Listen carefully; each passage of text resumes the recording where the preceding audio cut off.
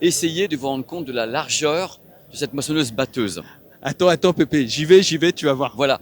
Cyril va se mettre devant, va vous donner une idée de la taille de la moissonneuse-batteuse qui est ici. On peut faire un jogging d'un bout à l'autre de la moissonneuse-batteuse. Bonjour, bienvenue sur ma chaîne YouTube PPWare, vous avez vu la miniature.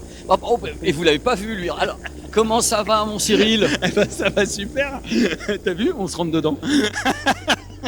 C'est des vidéos, mais je ne connais pas cette personne. Je ne sais même pas qui sont ces gens. Donc Cyril, tout le monde te connaît, je te connais, la Terre te connaît. Je me suis dit, je vais faire une petite vidéo ici à Las Vegas. Je vais parler de voiture et comme j'y connais rien, plutôt que de passer pour quelqu'un ça va pas du tout, je me dis, je vais faire appel à mon Cyril. Eh ben, c'est une bonne idée parce qu'effectivement, depuis quelques années, l'automobile, elle est de plus en plus présente au CES parce qu'il y a de plus en plus d'électronique dans les voitures. Ce sont des ordinateurs avec 4 roues. Exactement. En plus, elles deviennent autonomes. C'est des voitures robots. Oui, c'est des voitures robots.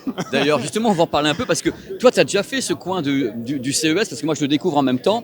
Et au fur et à mesure qu'on va avancer, moi, il y a certainement des marques que je connais pas. Par exemple, Zoox, qui est ici. Est-ce que toi, tu sais ce que c'est que Zoox? Oui, je sais ce que c'est que Zoox. C'est une boîte, justement, qui veut faire des robots taxis. D'accord. Donc, il y a ce modèle-là, le Zoox, qui est assez mignon, qui est au niveau design. Moi, je trouve ça vraiment très craquant. C'est hyper cute. Ça fait un peu japonais. Je sais pas ce que tu en penses. Ouais, tout à fait. Hein, on se croirait dans un film de science-fiction. C'est très sympa. Total Recall, par exemple. Ouais. Total Recall. Donc ça, est-ce que toi tu sais, parce que je sais pas si tu sais tout, est-ce que c'est fonctionnel? Je crois qu'à Las Vegas, il avait commencé à le faire tourner, je crois, le produit. Alors, c'est fonctionnel en test. Et justement, il me semble que Waymo, que tu connais, hein, qui est le vrai service pour l'instant de robot taxi qui fonctionne, hein. Vous pouvez en prendre à Los Angeles, vous pouvez en prendre à Phoenix, vous pouvez en prendre, je crois, à Las Vegas aussi. Il me semble que ça va être un de leurs prochains modèles. Ah bah voilà. Entre autres. On va passer derrière justement pour voir un petit peu de quoi ça a l'air. Il y a des capteurs partout, mon Cyril. Il y a des capteurs partout et surtout, c'est un modèle où il n'y a pas de volant. Regarde, va à l'intérieur, tu vas voir. Il n'y a pas de tableau de bord, il n'y a pas de volant. On va voir d'autres produits parce que c'est une bonne entrée en matière. Ça donne une idée. Alors tu sais qu'au début, quand cette section s'est ouverte, il n'y avait pas tant de monde que ça. Et au fur et à mesure, par rapport à tout ce que tu dis, le nombre de personnes qui viennent ici maintenant, qui se jettent dans cet endroit, c'est délirant. J'ai même vu des voitures de course qui étaient des voitures électriques. Tu vois, regarde, même chez Pioneer, il y a des voitures. Regarde ça. En plus, c'est ton domaine, puisque là, Dolby Atmos. Chez Pioneer, Dolby Atmos, carrément. Et là, il y a LG Display. Alors, c'est très difficile d'y rentrer, mais c'est intéressant aussi parce que, eh bien, ils vont produire tout un tas, et ils font la démonstration ici dans ce stand, de tout un tas de nouveaux écrans OLED notamment pour les voitures. Voilà. Tandem OLED. Voilà, c'est les mêmes technos qu'il y a sur les téléviseurs et ils produisent ça pour les véhicules. Il faut savoir que LG Display, Samsung Display, c'est parmi les leaders sur la production de toutes ces dalles pour les véhicules, donc des dalles flexibles OLED. Et ça, tu vois, ces gens-là, il y a encore quelques années, ils s'occupaient pas d'automobile, donc c'est vraiment nouveau, quoi. Cyril, je vais te dire, ça va te décevoir, je ne sais pas ce que c'est. GWM, je ne sais pas ce que c'est. Eh ben, c'est normal, parce que pourtant, c'est un des plus gros groupes chinois d'automobile. En fait, GWM, c'est la contraction de Great Wall Motors. Ça, tu connais Great Wall? Mon Dieu, la muraille de Chine. La muraille de Chine. Et c'est un immense groupe automobile en Chine. Et notamment, ils ont plusieurs marques. Et tu le vois, ils sont là, notamment avec Wei. Ça, tu vois, Wei, c'est une de leurs marques. Ils font des très jolies voitures, Wei. On les a vus au Mondial de l'Auto, donc ils viennent, ils ont une appétence à venir en France et en Europe, hein, ces gens-là. Tu étais avec nous justement, avec Vivatech. Exactement. Sur Tecanmi. Tu te souviens, on s'était bien marré. On s'était bien marré et puis on avait vu des trucs incroyables. Et alors pourquoi c'est intéressant que GWM soit là? Parce que ce ne sont pas les seuls Chinois qui sont ici. Viens, je vais t'emmener en voir d'autres. Tu voyages beaucoup comme moi, on a pu voir un peu partout où on se baladait, la poussée fiévreuse des marques chinoises, il y en a beaucoup en plus, et quand tu vas à Shenzhen, c'est du délire, on est d'accord? Alors là, c'est plus une poussée, c'est un tsunami, on peut dire. Parce qu'en plus, ils ont des centaines et des centaines de marques en Chine, tu l'as vu? Ouais. Et il y en a beaucoup qui veulent leur part du gâteau en Europe. Est-ce que BYD est vraiment leader en Chine ou est-ce qu'il y a d'autres entités? Parce que Huawei a des voitures aussi notamment. Alors, BYD, c'est incontestablement le numéro 1 chinois. Et pour la première fois, ils ont dépassé l'année dernière, donc en 2025, Volkswagen. Alors tu vas me dire, tiens, bizarre, en Chine. Bah oui, Volkswagen était historiquement le plus gros vendeur de voitures en Chine. Et pour la première fois depuis l'histoire, en fait, BYD est passé devant eux. Oh là Donc là. c'est gros, gros, gros. Et dans le monde, ils sont numéro 1 sur les voitures électriques. C'est eux qui vendent le plus de voitures électriques devant Tesla. Donc dans la même année, ils ont dépassé Volkswagen en Chine sur leur marché et ils ont dépassé Tesla dans le monde sur les voitures électriques. Donc c'est vraiment le leader. On va montrer un petit peu ces véhicules-là que je connais pas, mais toi tu connais tout, Cyril, c'est pour ça que tu es avec moi. Alors ça, c'est hyper intéressant parce que tu vois ce petit speeder un peu sympa. Regarde là-bas, sur le côté, il y a la structure qui se trouve en dessous, le châssis. Mais non. C'est ce qu'on appelle un skateboard, ok? Parce que ça, c'est typiquement des voitures électriques. C'est Tesla qui a inventé ça, le skateboard. C'est en fait, les batteries forment le fond. On rajoute aux quatre coins les roues avec les moteurs électriques. Et ça, là-dessus, tu peux mettre n'importe quelle carrosserie que tu veux. Tu peux mettre, comme on a vu là, un petit roadster, tu peux mettre une berline, tu peux mettre un SUV. Et là, attention, ça va te plaire, parce que là, c'est de la pure tech. C'est que non seulement le châssis, là, il est sympa, il est très léger, il fait moins de 1000 kilos. Donc, pour une voiture électrique, c'est très, très léger. Et surtout, les batteries, tu sais ce que c'est ? Pour la première fois, ce sont des batteries solides. Ça va amener tout un tas d'avantages. Tu vas dire que, mais tu as raison, je connais pas, je sais pas ce que c'est. Geely, bah c'est un autre énorme groupe automobile chinois. Et tu les connais sans les connaître, en fait, parce que Geely, bah, ils sont propriétaires de Volvo. Mais non. Mais si. Donc, c'est eux aussi qui font Polestar, qui sont des voitures électriques que j'adore. C'est eux qui font Zeekr, qui sont en train d'arriver en France avec là aussi des modèles très impressionnants. Ils sont actionnaires de Mercedes. Donc Non, mais... Geely, tu dis que tu connais pas, mais en fait tu connais. Je connais sans connaître, mais les voitures sont super impressionnantes. Il y a que des berlines ou il y a des choses un peu plus légères? Il y a un peu de tout. Il y a vraiment de tout.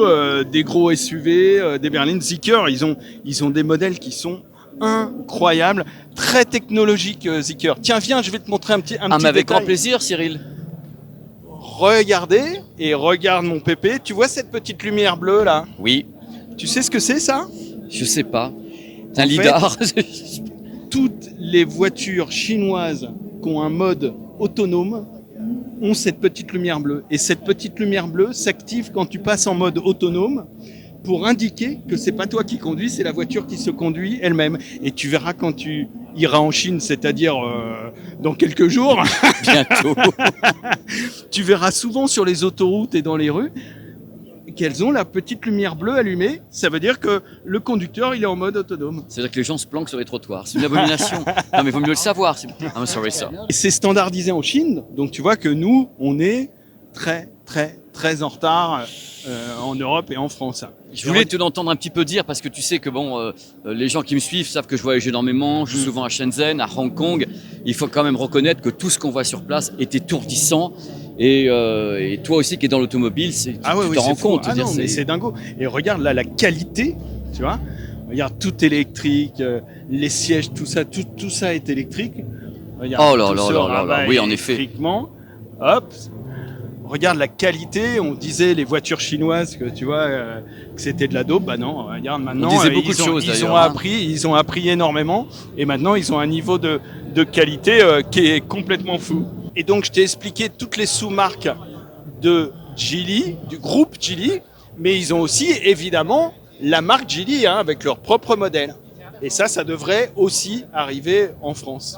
Parce que c'est vrai, on parle de beaucoup de choses tous les deux dans cette vidéo, mais les gens se disent, bon ok, on n'est pas en France, on est aux Las Vegas, qu'est-ce qui va arriver, qu'est-ce qui va pas arriver? Est-ce que, moi j'ai une question à te poser, quand tu es dans la profession, est-ce qu'il va y avoir des quotas de voitures chinoises pour éviter un certain envahissement?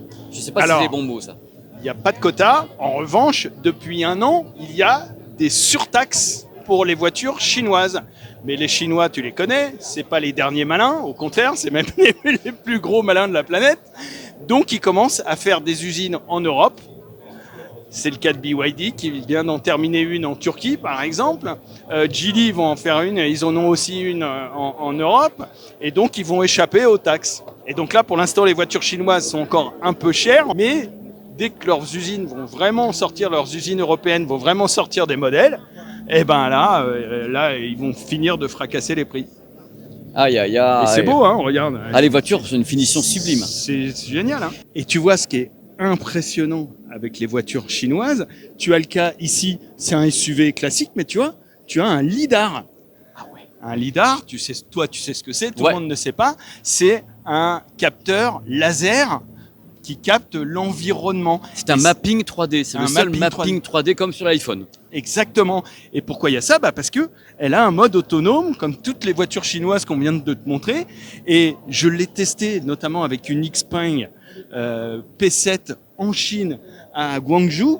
Et c'était incroyable. Comme le FSD sur les Tesla, mais qui n'est qu'aux États-Unis, tu rentres la destination dans le GPS et la voiture, tu lâches le volant et elle t'emmène jusqu'au bout.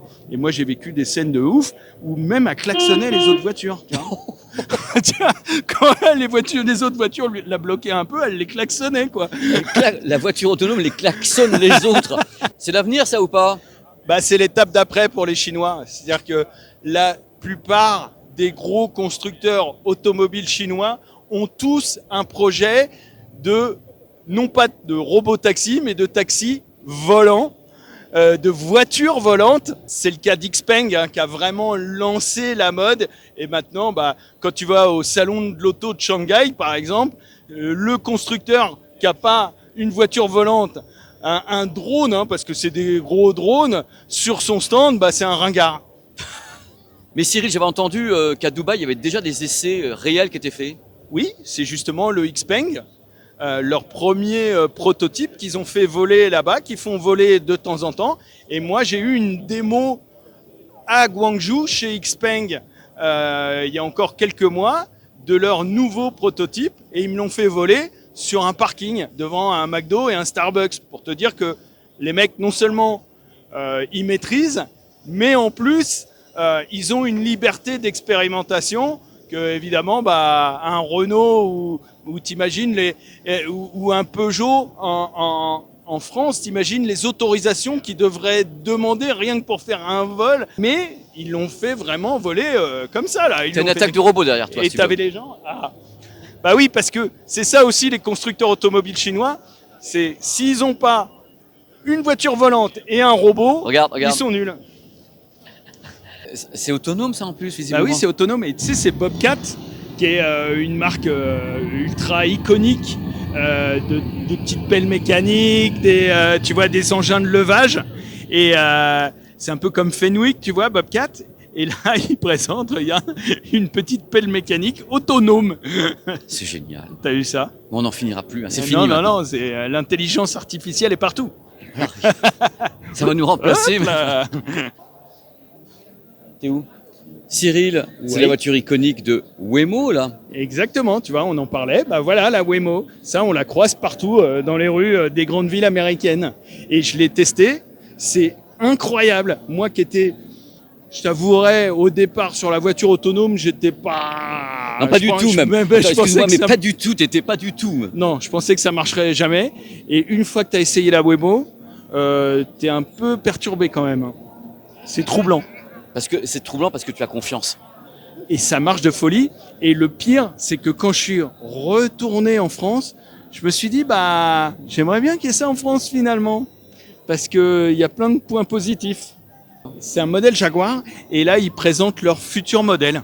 Donc, leur prochain modèle, c'est celle-là. C'est une Ioniq 5. Vous la reconnaissez, hein, classique. Ils ont rajouté tous leurs capteurs, toute leur technologie dessus. Et ça va être leur prochain modèle. Cyril, Ouais. Cyril, tu sais qu'ensemble, dans une émission de Turbo, on a fait quelque chose autour de Honda. Oui. Tu sais que c'est une de mes marques favorites. Et puis là, qu'est-ce qui se passe? C'est même ta marque favorite. Ouais. Ouais. Et là, on est avec Afi, là. Alors, Afila, tu expliques un peu ce que c'est?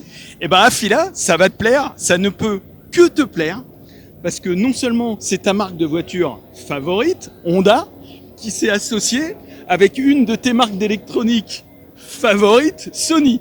En plus, Et en fait, je connais pas ces gens-là. Tu connais pas ces gens-là. Je connais pas ces gens-là. Eh ben, ces gens-là, ils se sont associés. Au départ, en fait, c'est Sony qui a voulu faire une voiture électrique.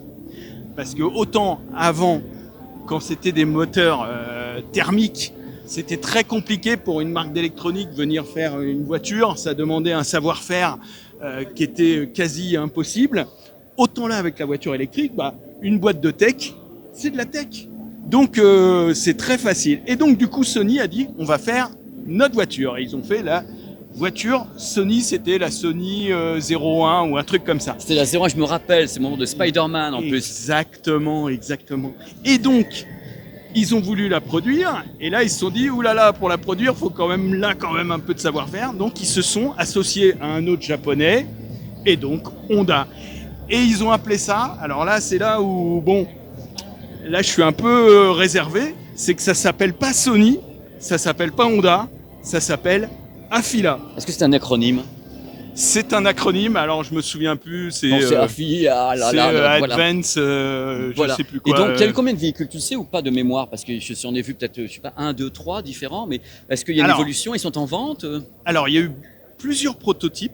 Hein.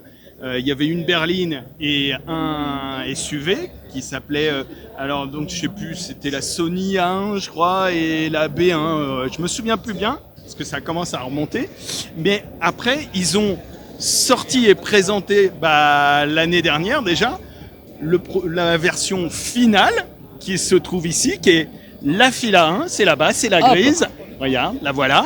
Donc ça c'est la Fila 1, c'est une berline 100% électrique qui est blindée de capteurs Sony, qui est blindée de caméras Sony, mais qui a des moteurs électriques et des batteries Honda. Et à l'intérieur, il y a toute la techno Sony. Tu auras même l'intégration du PSN, du PlayStation Network. J'ai des images de ça, du CES où les portières s'ouvrent, on voit tout le matos, c'est de l'entertainment à bord, quoi. Je veux dire, il y a tout ce qu'il faut, mais les voitures, je les trouve magnifiques. Je veux dire, c'est vraiment. Elle est très jolie, j'avoue. Toi, t'as jamais essayé, on est d'accord, tu l'as jamais fait. On l'a pas encore essayé parce qu'elle n'est pas encore sortie, mais là, commercialisée incessamment sous peu, si ce n'est pas déjà fait, hein, parce que a priori, elle devrait être en concession. Le prix est annoncé. Ah. Ça attaque, alors là ça fait mal, hein, c'est du Sony. Hein. Vas-y. Ça attaque à $90 000. Ah les mecs, mais rien les arrête toujours plus. Hein. $90 000. L'entrée de gamme, j'entends. L'entrée de gamme, oui, enfin le modèle de lancement. Les lumières s'éteignent du coup. Ils sont en PLS. $90 000, c'est magnifique. Donc moi, je me fait rêver cette voiture. Elle est très jolie, mais je sais pas ce que t'en penses. Moi, je trouve dommage que ça s'appelle pas la Sony, la voiture Sony. Sony Honda, Honda by Sony ou Sony by Honda, tu vois, ou je sais pas, un mariage, parce que Afila, ça parle à personne. Non, on dirait, je sais pas, une marque de produits hygiéniques ou je sais pas. Oh voilà, j'ai des gens dans cette émission, je ne sais pas ce qui se passe. Je ne connais pas ces gens, je ne les connais pas. Bon, écoute, c'est un peu bizarre parce que au niveau marketing, t'as envie d'acheter une voiture Sony. Ah moi, oui. Bah moi aussi, tu vois. Donc c'est bizarre de ne pas l'appeler Sony. On va mettre des stickers. Et puis Honda, ça aurait été bizarre de l'appeler Honda puisqu'il y a déjà des voitures Honda. En plus, ils vont lancer Honda toute une gamme de voitures électriques qui s'appelle les Honda Zero. Alors tu auras la Zero SUV, la Zero Saloon, etc., etc. Donc ça aurait été logique qu'elle s'appelle Sony, mais je ne sais pas ce qui s'est passé. Je trouve qu'au niveau marketing, c'est moyen. Mais sinon, pour le reste, la voiture est fabuleuse. Alors là, ce modèle, Cyril, c'est lequel ? Eh bien là, c'est la nouveauté de ce CES 2026. C'est un crossover, donc c'est moitié berline, moitié SUV. Ce n'est pour l'instant qu'un prototype. Mais tu as vu la ligne, c'est sympa. C'est sublime. On est chez... Et non, pas Boston Dynamics, on est chez Hyundai. Mais c'est Boston Dynamics. Eh oui, pourquoi ? Parce que Boston Dynamics a été racheté il y a quelques années par Hyundai. Ça leur appartient. Et voilà. Et donc, c'est assez incroyable parce que, par exemple, le grand directeur de la création, donc le designer en chef de Hyundai, qui s'appelle Luc Donkervolk, qui fait le design avec ses équipes des voitures Hyundai et Kia, parce que je vous le rappelle que c'est le même groupe, Hyundai et Kia, eh bien, il fait aussi le design des robots de Boston Dynamics. Donc, tu vois tout ça, automobile, robot, robot taxi, robot volant, voiture volante. On est foutu. C'est en train de devenir tout un monde. Et comme tu le dis, bah, on est foutu parce que tout ça vient d'Asie. Que ce soit la Chine, la Corée ou le Japon, on l'a vu avec Afila, avec Sony et Honda. Tout ça vient d'Asie et en Europe, bah, on est un peu largué devant tout ça. Hein.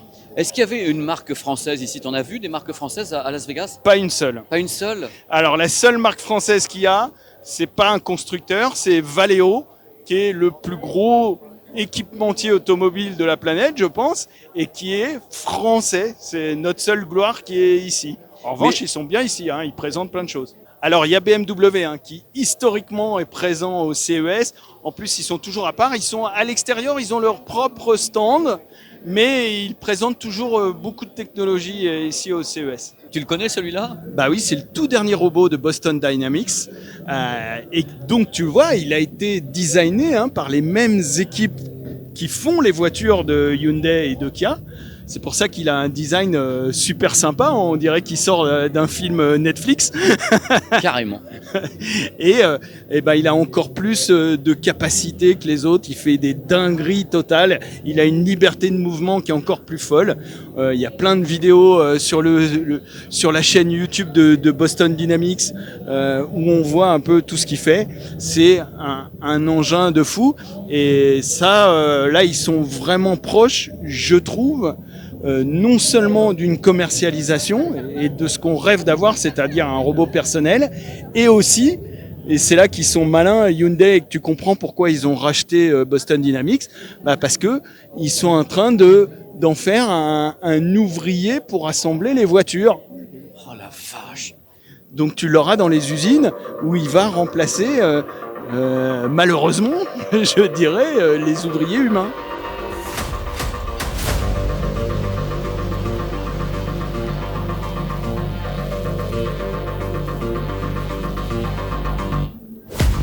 Tu as vu un peu la précision des mouvements, c'est en même temps des mouvements très humains et en même temps il y a une espèce de violence mécanique qui, je trouve, rend un peu mal à l'aise quand tu les vois ces robots. Ouais.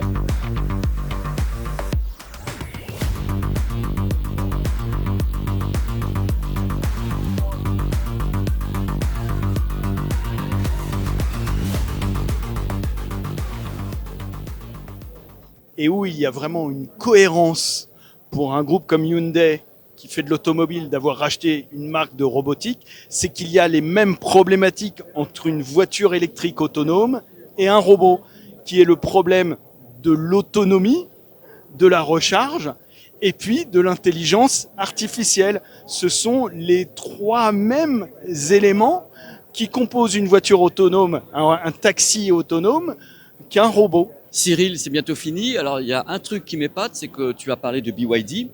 Et BYD, forcément, n'est pas vraiment là. Non, ils sont pas là.